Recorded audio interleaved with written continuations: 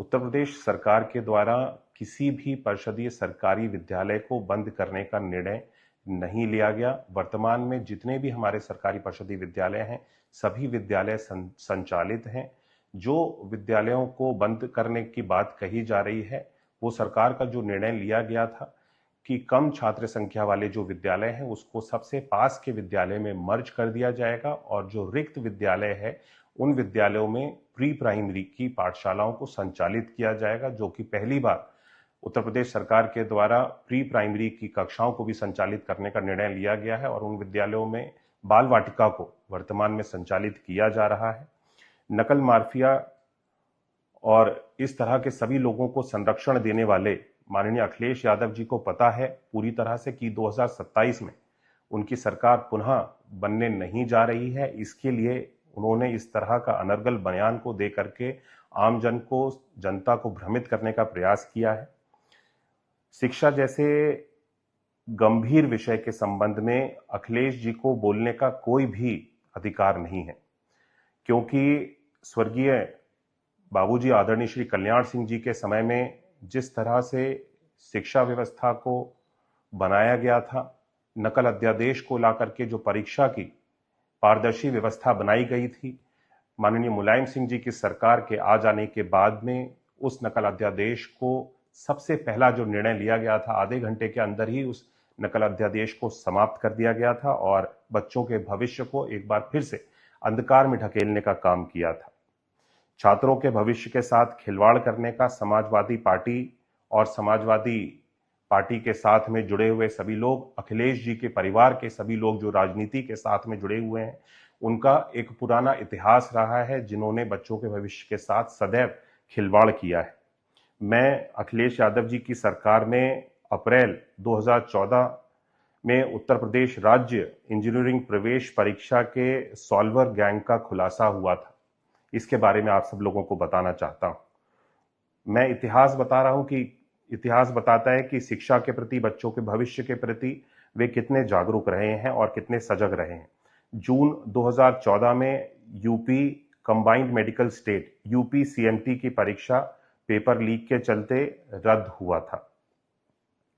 मई 2015 में उत्तर प्रदेश लोक सेवा आयोग यूपीपीएससी की परीक्षा का पेपर लीक, परीक्षा निरस्त हुई थी। मई 2016 में यूपी पॉलिटेक्निक प्रवेश परीक्षा पेपर लीक होने के कारण रद्द करना पड़ा था। नवंबर 2016 में यूपीपीएससी की आरओ एआरओ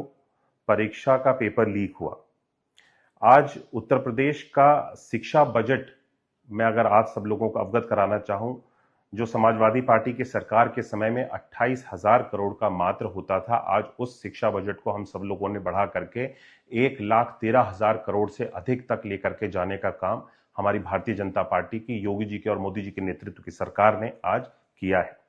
सरकारी विद्यालयों में नामांकन जो सपा सरकार के समय में मात्र 1,34,00,000 तक था, उस आंकड़े को बढ़ाते हुए हम सब लोग 1,90,00,000 के आंकड़े को हम सब लोग छूने में सफल हुए हैं।